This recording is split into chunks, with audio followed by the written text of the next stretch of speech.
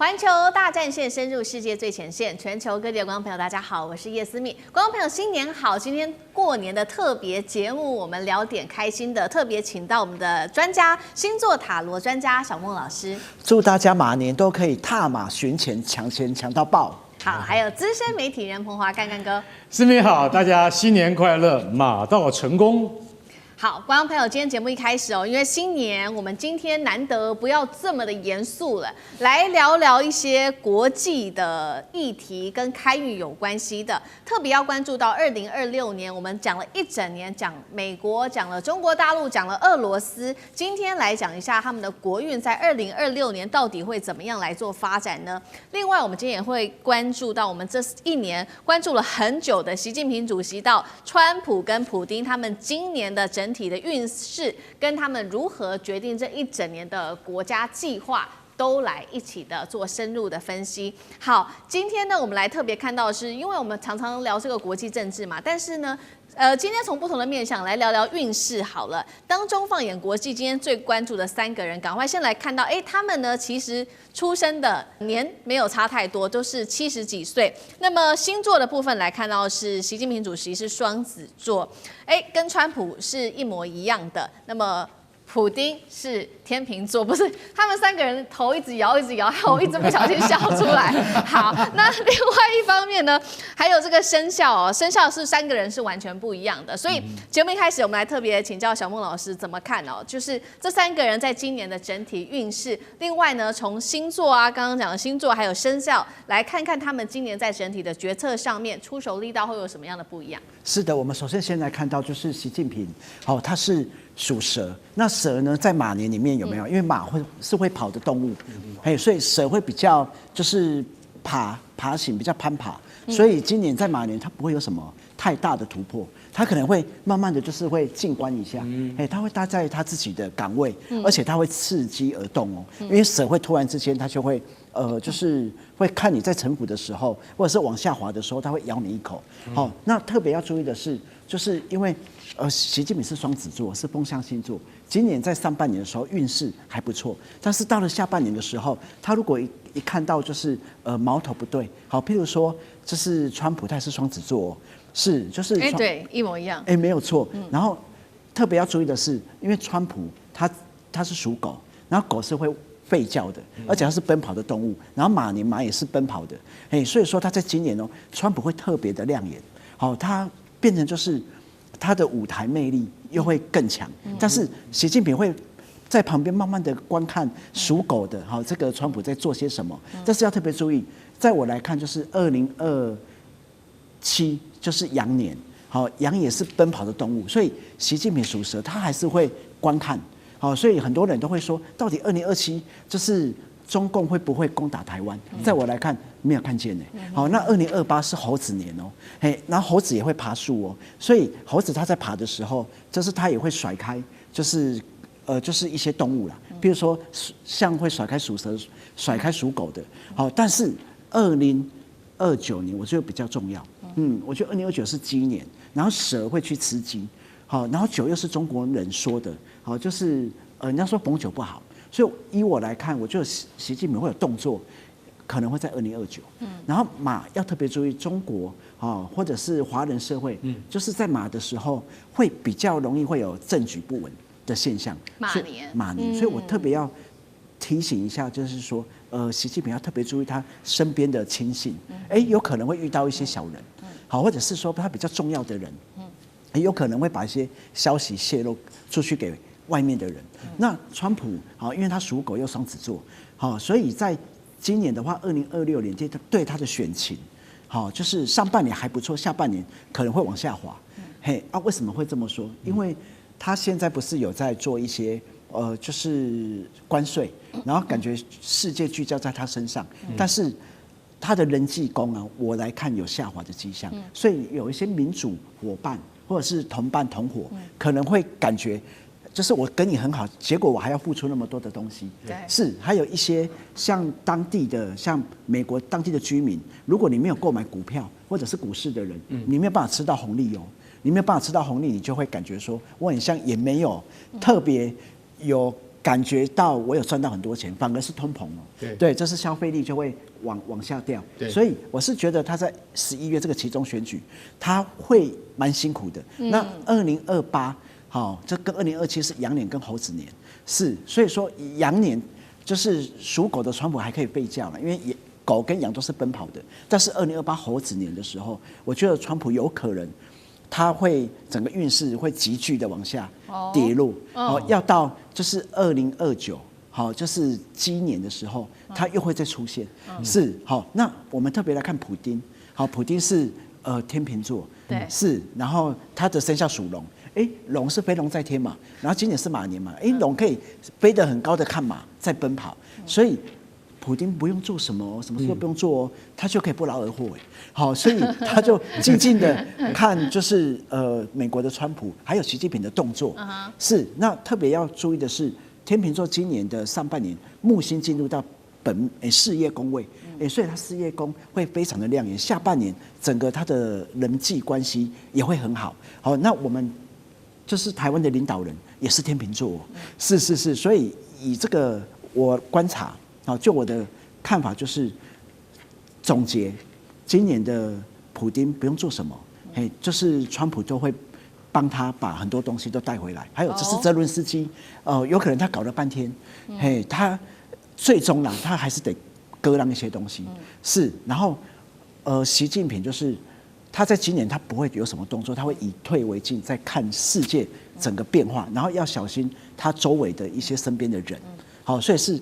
今年在我来看，运势最好的还是川普，然后第2名是普丁，第3名是习近平。好，所以看起来今年2026年最亮眼的，还是新闻热搜话题的，还会是在川普身上。特别的，乔梦老师刚刚帮我们提到很有趣就是关税战还是会成为主轴，然后许多的盟友可能会加剧对他的不满嘛。等一下请干哥帮我们看，然后再来就是说讲到这个习近平，刚刚小梦老师刚好也讲到说，会不会因为蛇嘛星座，他可能周边的人会出现一些对他的。不信任感，或者是对他内斗，刚好最近我们又谈到了这个张幼霞案等等，因为我觉得这些好像都跟这个国际时事是完全有所关联的。干哥又怎么看这3个人？因为《纽约时报》最新的分析也说，川普在今年的构想，还有未来的构想是美中俄3分天下，重回19世纪所谓帝国的这个统治模式。今年美中俄，干哥又怎么看？当然，其实2026年等于是新的一个叫什么？你知道，就是一个。冷和平的年，什么叫冷和平呢？也就是说，其实大家都在不要打了，对不对？虽然说现在世界上还是有些冲突，但你可以看到，就是说在最近这一阵子，美国虽然声称要对伊朗动武，但是始终没有很决定性的这个行为。那其实也一直在说2027，那会不会武力攻台呢？其实说一句实在话。习近平最近因为他整肃他的军事委员会，所以我觉得在这一段时间里面也不太可能。那所以大家就会发现说，那就像小孟老师刚刚讲的，那有一个人他就会不劳而获啊，他的确他坐在那边，他就可以等着收获，那个人叫普丁啊。我们其实回溯来看以前也就是说在门罗主义之后那个时代，1823年美国的那个国策是说。我们尽量能够向外扩张就扩张，但是如果我们能够援助我们附近的小国，比如说委内瑞拉、多米尼加我们就帮助他。可是过了100多年之后，川普上来就不是这个样子了。你在我的后院，或是你在我的前院，你要听我的。其实普丁也是一样啊，不然的话，他为什么要打乌克兰？就是你在我的前院，你不是在我的后院，你在我的门前。你要当我的看门狗，你怎么可以去跟北约组织眉来眼去呢？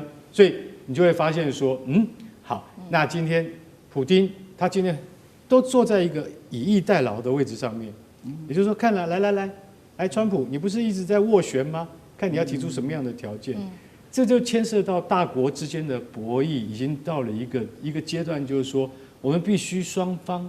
都替自己的利益考量，也就是说各怀鬼胎。要美国自己本身要想说，我能够得到什么好处，要有一个前提。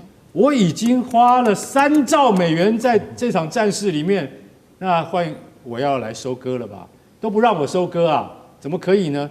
这样子的话，我当这个美国总统有什么意思呢？所以这一场战争必须停止，必须终止，这样才符合不仅仅是美国的利益，也是我的利益。我要不要再去选呢？我要不要在这个接下来突破美国宪法的传统，再选下一届的总统呢？不是没有可能哦。所以在这种情况之下，那我必须把这场战争终止掉。回头我就要跟乌克兰要求美国人应该拿回来的权益，因为欧洲联盟邦不可治嘛，你没有办法依靠他们嘛，所以由我川普来下决心。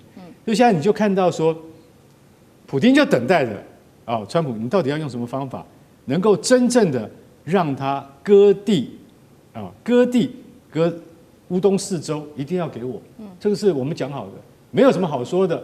然后呢，克里米亚本来就是我的，所以说乌克兰这件事情差不多可以了结了。所以你就会想到说，这两个大国之间，他们必须替自己的利益着想的情况之下，他慢慢的，他必须要说，我们现在冷和平的哈，就私底下哈，我们都要来谈。但是呢，那世界局势是不是由我们像这样子的超级大国来决定？是，完全正确。但不要忽略了，有一头睡醒的狮子，他正在看这两个大国怎么样互相的角力。那个人叫做习近平。对，你等着看他跳起来。对，好，所以我们看到美中俄3国的角力，那也想要因为过年期间嘛，问老师一个比较轻松一点的问题。制作人也想知道，可能他也想买乐透，就是说，如果说川普、普丁跟习近平3个人，他们去买这种刮刮乐啊或者乐透，谁会运气比较好？真的是川普吗？因为他今年最亮眼嘛。是以这个来看的话，应该是天秤座的普丁。对，这反而是倒过来哦。好，为什么真的为什么会这么说？因为天秤座他今年的偏财宫，他还是有亮眼。是，但是双子座有没有？他如果今年要有这种很大的这个强运啊，是他必须要靠他的伴侣。是，好，就是如果靠他自己可能会比较难。是，所以以我来看是天秤座那个普丁赶快去买乐透，而且就是他就是会什么都不用做就有，天降横财是，但是不过我这整个刚刚那3位我再做一个就是小小的补充，就是川普有一天一定会发现说他忙碌了一场有没有？对，结果到了2029年之后，反而是习近平又突然之间他又起来，是，比如说他现在不是都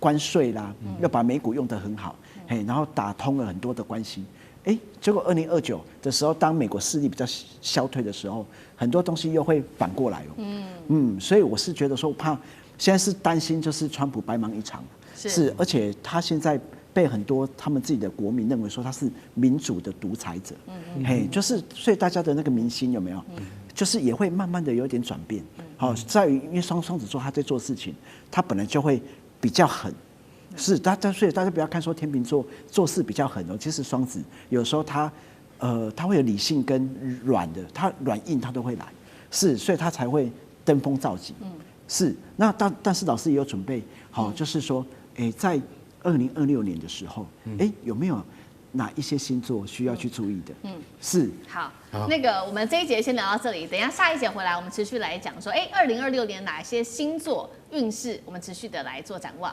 休息一下，马上回来。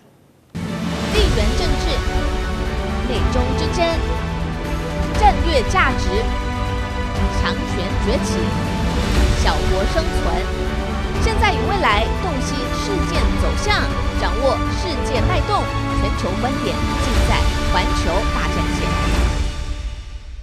接下来新年期间带观众朋友来看一下，2026年你的这个开运指南，今天要针对12星座提供给观众朋友有关于马年怎么样可以获得好运呢？我们等一下请小猛老师跟干哥来带我们一起来看。好，想要在过年期间大家一定会常常问的3个问题，第一个，你的身体好不好？第二个，钱够不够，赚的多不多？还有最重要的事情是你的运气到底如何呢？那另外我们也来看到说，2026年要不要注意有没有可能有这种水星逆行的问题啊？因为呢，现在看起来是有3次。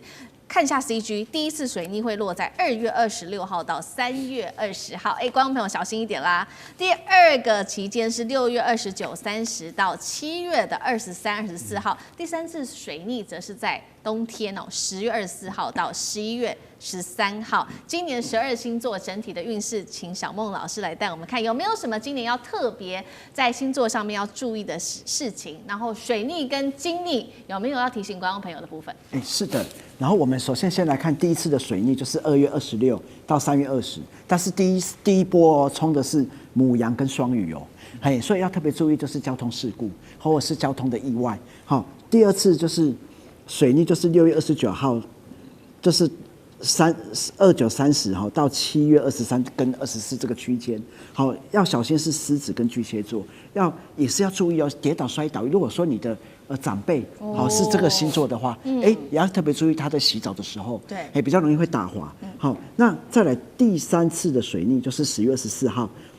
至11月13号，就是要小心的是天蝎座，要注意的是感冒哦，或者是讲话失言，因为像如果说有一些政治人物，他如果是天蝎座的人，尤其是在现在台湾的选情也会即将在11月也要展开，要选举了，所以要特别注意讲话哦。对，好，那我们首先先来揭晓，就是2026的星座，好，就是整体好运的，就是第3名就是巨蟹座。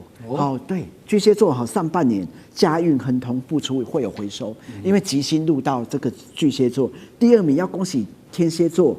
为什么？因为木星会进入到就是天蝎座的事业宫，所以有什么关卡都可以突破开来，然后你的人脉都可以拓展出去。第1名要恭喜狮子座哦，因为下半年木星会进入到狮子座的本命宫，6月30号就会进去了哦，所以说你的业绩会飙升哦，而且会大红大紫。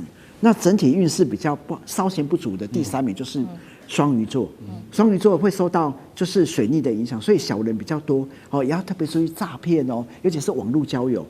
那第2名要小心的是摩羯座如果说你有在做投资的人就是要小心不要去一直不断的加码，还有要创业的人就是受到通膨的影响老师建议不要在2027比较好。那第1名要小心的是水瓶座，受到冥王星进入到水瓶座的本命宫，所以要注意健康会变差，维修的花费会变多哦。维修不见得是家庭花费啦，脸部的维修也要所以说这都是一些维修的一些状况。那接着下我们来看财运好坏的前3名，首先要揭晓财运好的第3名要恭喜双子座。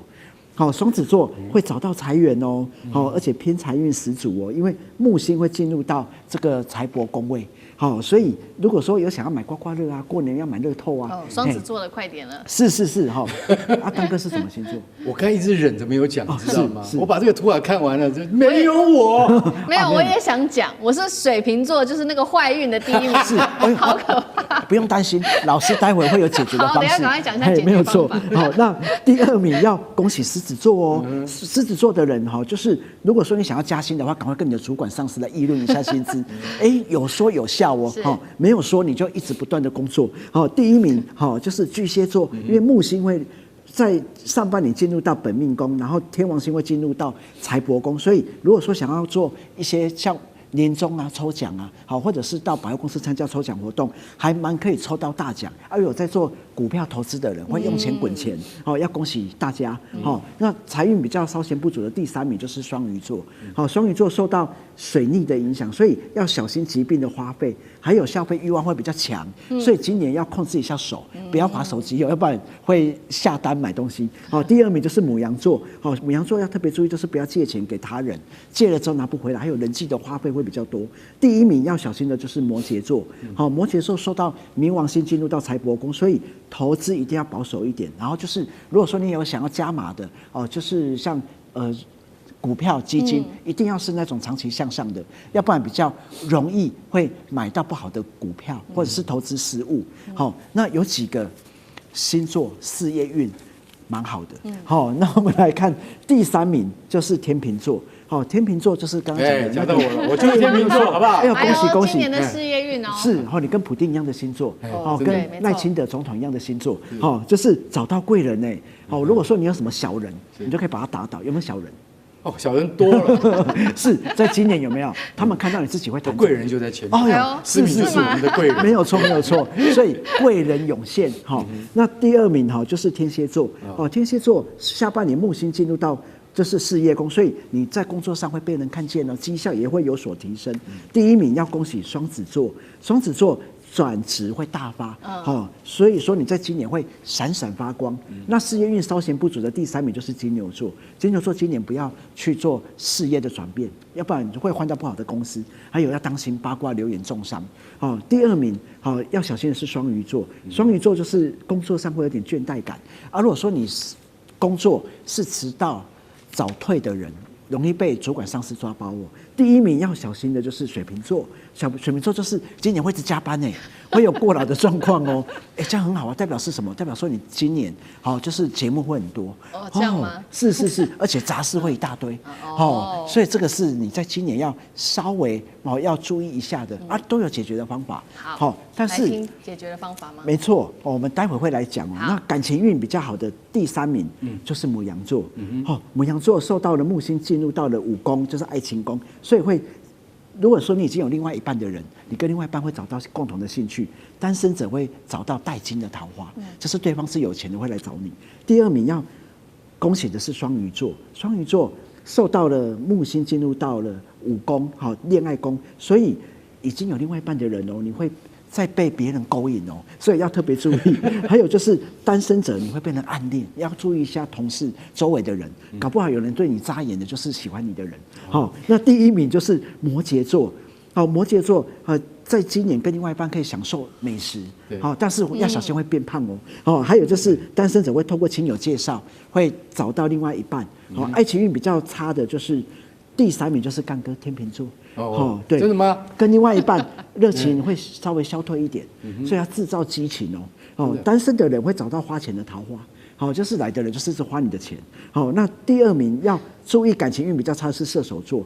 射手座就是已经有另外一半的人要注意。小胖老师打个岔，是我天秤座，我老婆就射手座，我们2个你看就相克了嘛，对不对？第3名跟第2名是，对啊。所以老师建议你们有没有，就是在今年你们要注意彼此的情绪，就是要捧老婆，要对她好，是很难捧是，就是一直都跟她说，哇，你好漂亮你好美艳然后你要去健身房练一下身材，要勾引一下另外一半。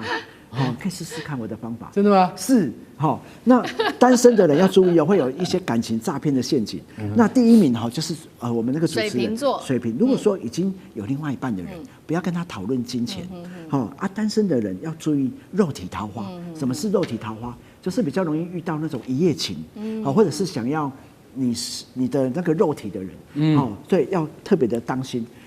但是老师都有一些解决的方式，来告诉大家要怎么的化解。如果说你要化解感情桃花的话，就是你可以用一个红包袋，然后里面可以放护唇膏，再放一条红线，然后就是放在财位的位置，就是门打开45度角处，是。所以今天刚刚你就可以开始做了。好，然后你出门的时候就是要涂一下这个护唇膏，然后涂完之后再把它放回去放到那个财位或者是你随身携带也可以。这样子，就可以帮助你，让你跟你另外一半在 kiss 的时候，他会更爱你。这样子，在接吻的时候，我现在通常跟我另外一半是我的狗狗跟他 kiss。是，如果跟宠物的话也行也行。是。然后我们来看，在财运的部分，就是你在家中每个角落，在4季的时候。像老师自己都会做，你可以准备1块、5块、10块、50块不同的硬币，或者是世界各国的硬币，你就是对着这家里有没有4周这样撒，就是给他一直撒，是，但是你不要在3更半夜撒，因为会吵到就是楼下的人，就是你撒的时候，撒完之后隔天你再把它花掉。就代表说，我们钱可以撒得出去，又可以拿来花，就是有钱花的意思。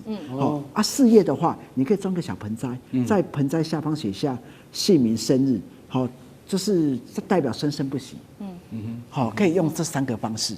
但是你那个盆栽一定要记得，就是要放在就是可以种得起来的地方，因为有的人他放盆栽是放在厕所了，就是种不起来那个。花朵会枯萎。那以下这几个是提供给各位观众朋友参考。好，那谢谢那个干哥，有，我跟你讲，那这个刚刚小孟老师讲到的，大家近开一下来，导播是这就是我客厅啊，这是我客厅，它一定会，就我的客厅18年来都是这个样子，就是说这一株这个植物是永远都活着的，也就是说它不可能会死掉。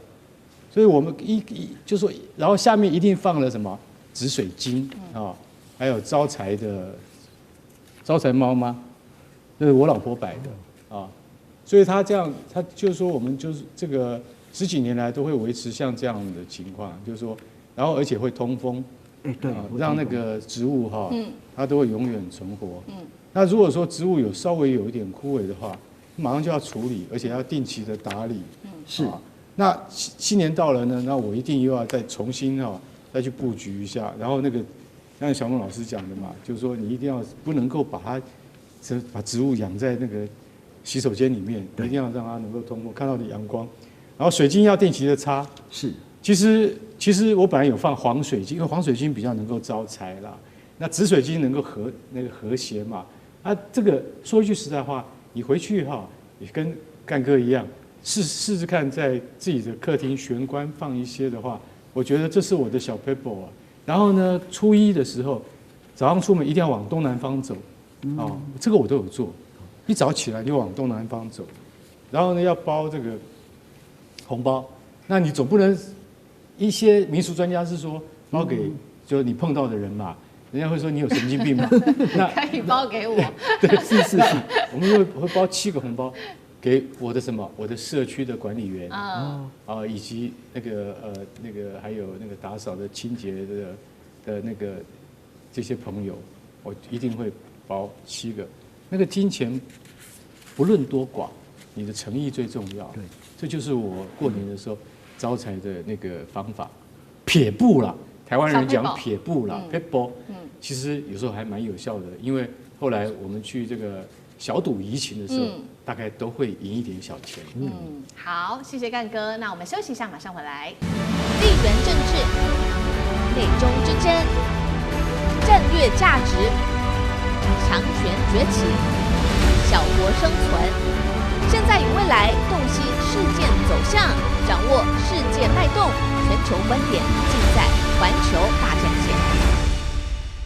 过年期间，我们也来关心一下有关于这个星座。如果你是不同的12星座的哪一个星座的话，你总要理财吧？今年你应该要怎么做理财？等一下请小孟老师来告诉我们。另外，除了钱是大家在过年期间会来聊的议题之外，爱情运怎么样？怎么样可以有一段比较好的爱情呢？等一下也会请小孟老师就这个星座的部分来帮我们做分析。先来讲理财，今年应该要怎么理财呢？应该要弹性操作比较好，还是我就冲了？反正就是勇敢下单，看到强势股我就进去，然后冲一段，还是应该要做一个比较小心一点的投资，逢低做加码，敢于认赔，还是要积极操作等等。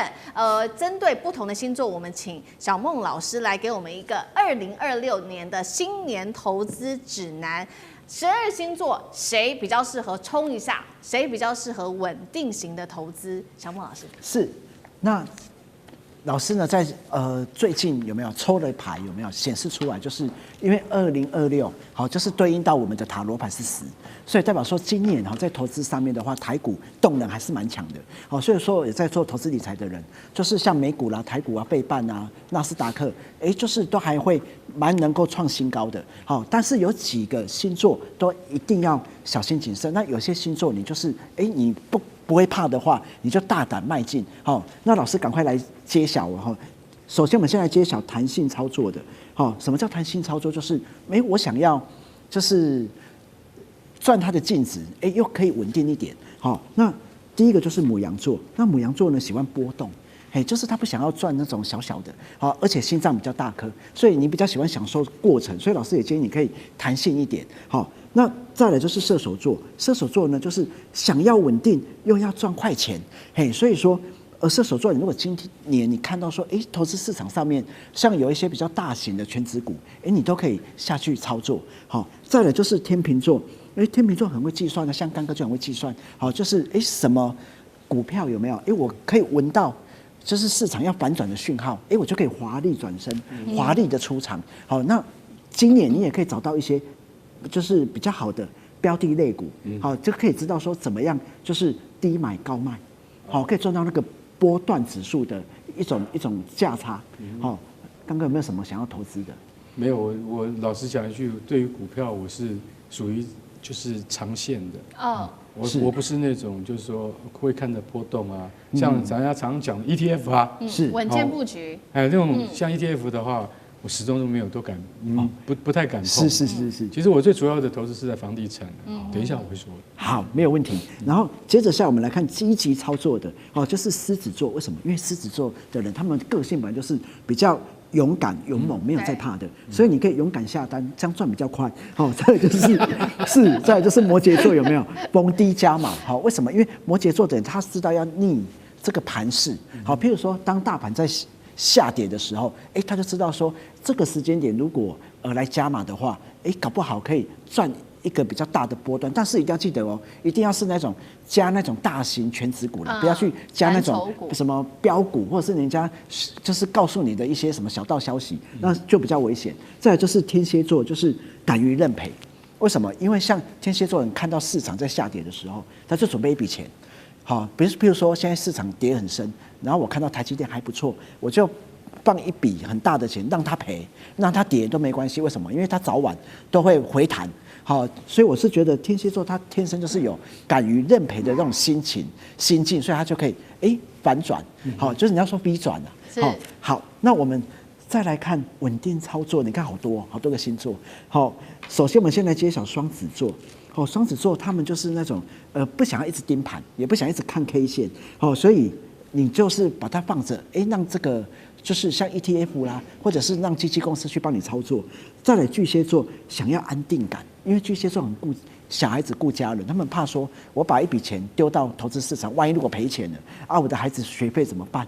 好，所以他还是比较顾家的。好，再来是处女座想要睡得早。因为处女座的睡眠品质比较差，所以有的时候下跌晚上会一直想说，为什么会跌呢？好，然后手机会一直看呢，就说为什么现在一直跌，然后上班都会一直偷瞄所以要特别注意。那水瓶座就是赚都会花的比较多一点。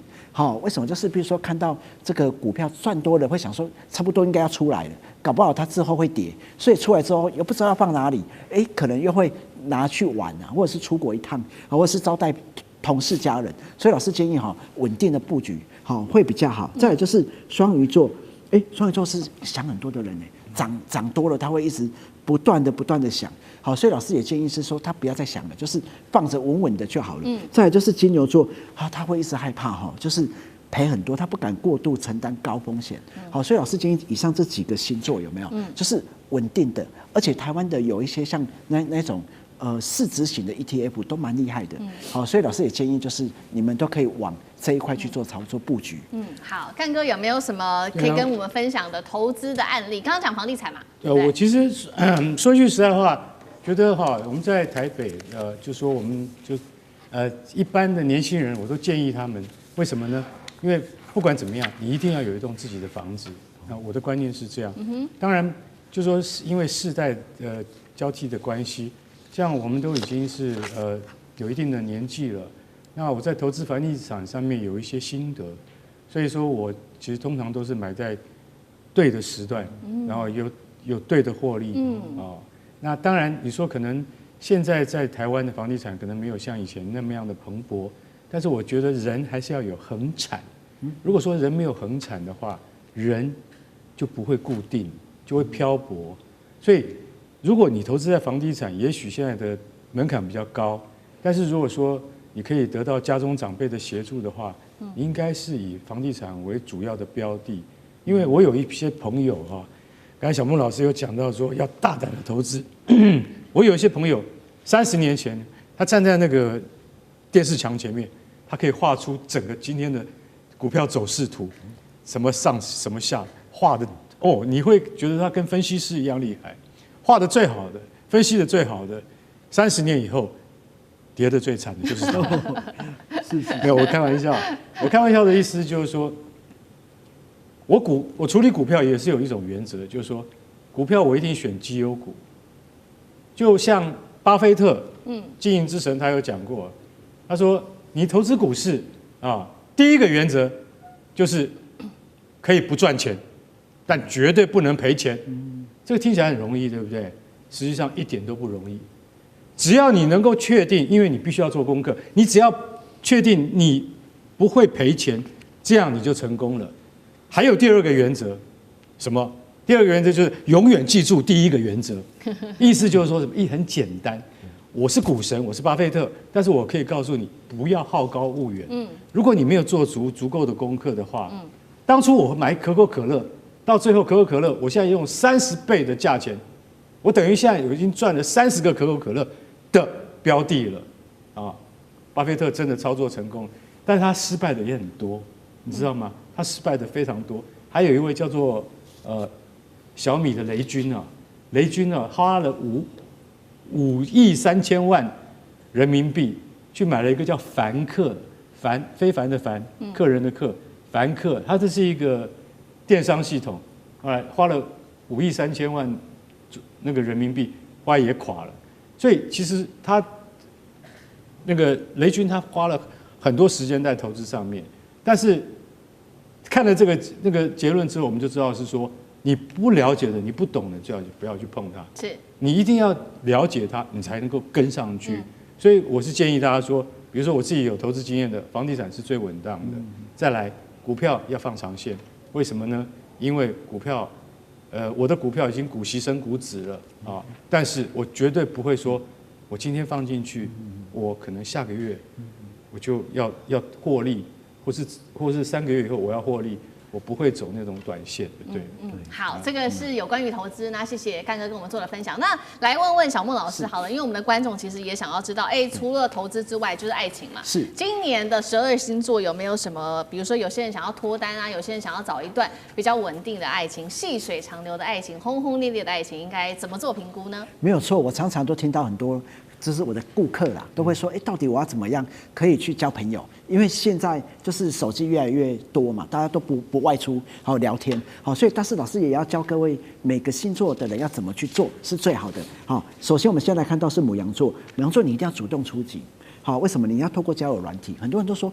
可是老师交友软体都是诈骗很多但是他如果要骗你，你应该感觉得出来，对不对？就是要教你要投资的啦，他跟你讲说他是银行，好，或者是他是什么虚拟货币的专家，好，要借你的账户的，那你就要小心谨慎了，对不对？或者是约了半天都不出门的，好，都不跟你见面的，那也是怪怪的，好，所以就是还是要主动出击去找那个另外一半哦。好，再来就是金牛座，透过亲友介绍，好，就是可以帮你找到。就是好的良缘，因为我常常听到很多人就说：“哎呦，那个我的爸爸妈妈啦，或者是我亲戚啦，好帮我介绍那一种，应该说是很熟的、很台的。”好，我就跟他们说：“不会呢，人家有些就是介绍的也都是不错的，都是顾家的，都是孝顺的，是不是？好，再来是双子座，就是过往的朋友，好，你可以找一些你以前的大学同学、国中同学，透过这一些人，好，再看看他们有没有其他的人可以帮你介绍，好，可以从过往的朋友聊天寻找到。”好，另外一半在巨蟹座可以从一些团体聚会，尤其是宗教活动哦。很多人都会说，老师宗教活动会吗？有啊，像教会，好，里面有一些人都是好人，好，还有一些就是像一些什么佛教团体里面，也会遇到一些婆婆妈妈，婆婆妈妈很多他们的孩子，对，就是都在找另外一半的，就透过里面的人，是不是有共同信仰？再来是狮子座，可以透过旅游好的一些包团活动里面找到真爱好，刚刚你也可以去哦，就是报一个旅行社，在旅行社里面就是你的驴友，就是你的另外一半，真的就有桃花，还有就是不需要桃花了，没有错，还有就是还有些人可以在海外有没有？你可以到了异地之后，透过交友软体，或者是到海外之后，你可以找一些帅哥美女帮你拍照，搞不好帮你拍照那个人就是你的。真爱，好，再来就是处女座，可以透过一些财商聚会，好，有些财商讲座，你就勇敢的跟在座的现场的一些参加的人，勇敢加他的 LINE， 一起聊一些财商的东西，好，再来我们来看天秤座，天秤座可以透过婚友团体，好，或者是相亲活动，好，来就是认识到另外一半，再来天蝎座可以透过一些心灵课程，因为在心灵课程里面，很多人都是想要去找真爱的，或者是在修补过去的那些恶缘的，对，他们都会来。搞不好你在里面可以遇到一些良缘。好，射手座可以从工作周遭，好，你可以看看说，有没有一些像什么便利商店的店员啊，或者是一些老板啊，有没有？就是小吃店的老板，如果对你释放暧昧的电波，释放暧昧有。今天我学到金句了。我们出去要释放暧昧这样子。是有哦，像我的客人有些跟管理员呢，是，就是两个人就在一起保全人员呢。哦，因为那个保全一直不断对他释放暧昧。是哦，再来就是摩羯座。从事志工活动会对你找到真爱哦，而且志工活动里面的人都是良善的，还有健身房可以找到一些健身教练，或者是在跳有氧舞蹈的时候可以认识到好的人。水瓶座可以从读书聚会里面，或者是报名一些读书会，还有参加一些你兴趣的协会，也都可以遇到。再来是双鱼座，可以找那个1对1的交友的一些活动，现在有那种 VIP 的顶级的，就是你要付比较高一点点费用的，里面找到的都是有些是富二代哦，有一些是有质感的，有筛选过的人。小汪老师可能意思就是说，像这种志工活动啊，或者读书聚会啊，这个因为他的参与的分子都比较单纯一点，比较单纯一点。对，所以说你去碰到他的话，不太会像是就说啊，这个是群体的有目的的，他们可能他们的出发点都是良善的，都是良善的，在这里面会遇到比较好的姻缘，这样是的。所以以上这一些有没有就提供给大家来做个参考。谢谢。好，谢谢小孟老师2026年的这个投资啊跟爱情运势特别提供给观众朋友来做参考喽。那我们休息一下，马上回来。地缘政治、内中之争、战略价值、强权崛起、小国生存。现在与未来洞悉事件走向，掌握世界脉动，全球观点尽在环球大战线。接下来关心2026年，有一些先知哦，他们早在很久之前就开始做有关于今年会发生的一些事情的一个大预言，而且这些预言很多都是跟一个国家是有关系的，不管是灾难，不管是一个国家发生的战争等等。今天我们来看看哪一个有可能真的会发生，来小心布局的。等一下请小孟老师来特别帮我们看几个预言家的最新预言，赶快来看。好，先是来看到这个是神鬼先知，16世纪的神鬼先知，他已经预言到说今年会有政治人物遭到暗杀，然后7国会爆发致命的海战。这个其实议题跟我们节目的调性非常的像哦。如果在今年真的不幸发生了海战的话，会如何影响到全球局势？我们等一下请小孟老师来带我们看有没有可能真的发生。还有人，这个是秘鲁的人，萨满他预言说，川普可能在今年会生重病吗？好，接下来看到印度神童，他是这样说的：中国大陆、韩国跟北韩、菲律宾会有一个重大的变化。再来就是说，在今年也有人预言，这个是泰国的预言家，他说今年恐怕会爆发航空业的严重事故。坐飞机的观众朋友或者旅行的观众朋友，我们是不是要得特别注意了？这一集绝对不可以错过。请教小孟老师，这一些预言里面哪一个可能真的有可能成真吗？对，因为像一般来说的话，就是像政治的垮台比较容易会有发生。为什么？因为今年是2026。然后2+0+2+6就等于10对应到我们的塔罗牌就是命运之轮，就是一个轮替。好，就是做好事的国家，它就会更好啊。但是如果说有背负很多业力的啦，或者是政局不稳定的，在今年特别容易会被摧毁。好，所以要特别的注意。还有就是像航空业，我是觉得还蛮容易就会发生，就是飞航的事故。为什么？因为现在全球各地的那个气候越来越异常。好，所以其实像我常常看一些预言家，有发现一个状况，就是说，很像他怎么预言，答案都是对的。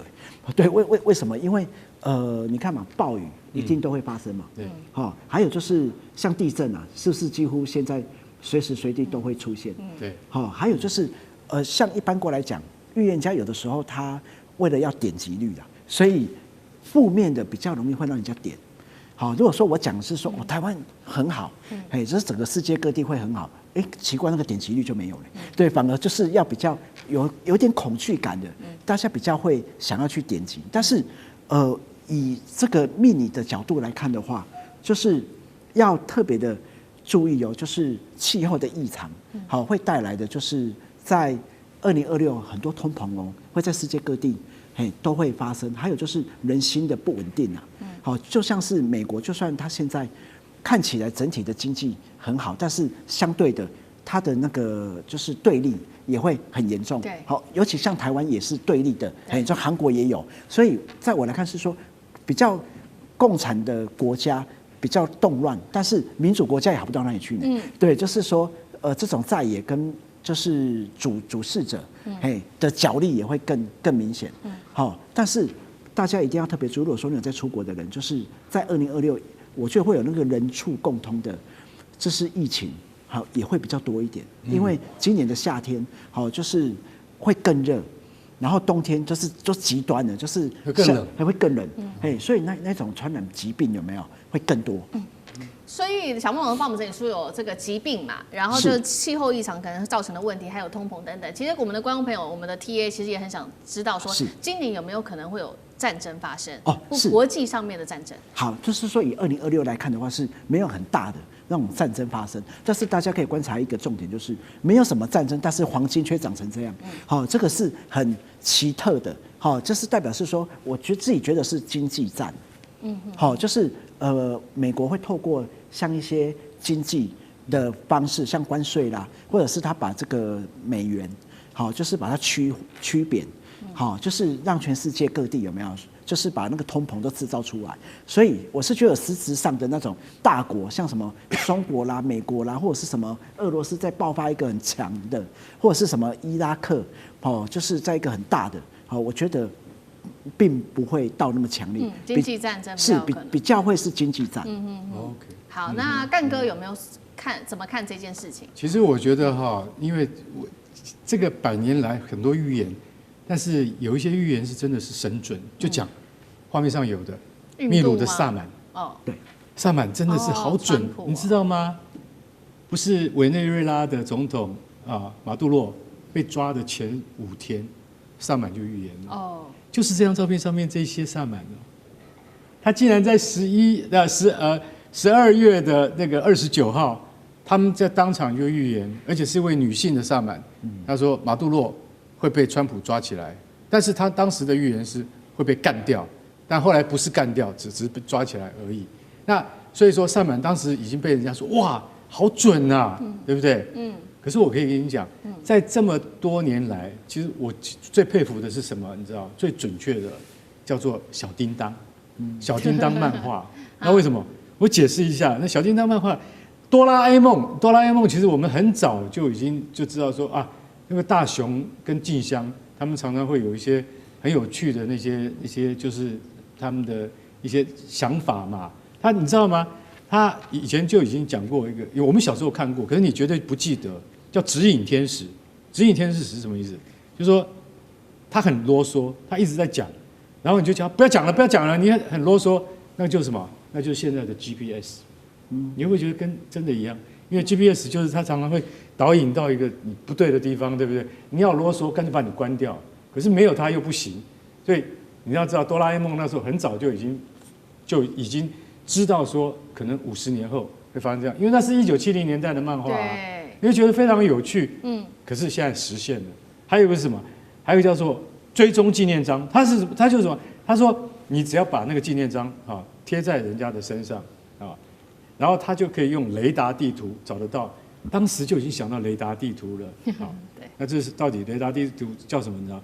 就是有 GPS 的追踪器。所以你就想说，当年他的预言现在都已经实现了，但是有很多预言，他其实也没有办法能够实现。也就是说，美国其实在1990年代的时候，曾经做了一个调查，对美国大概有2万人做了一个调查，说你认为我们到了2020年以后就30年之后，会展开星际旅行的人有多少？你知道当时有多少人认为我们到2020年会展开星际旅行？也就是说目标是火星，对不对？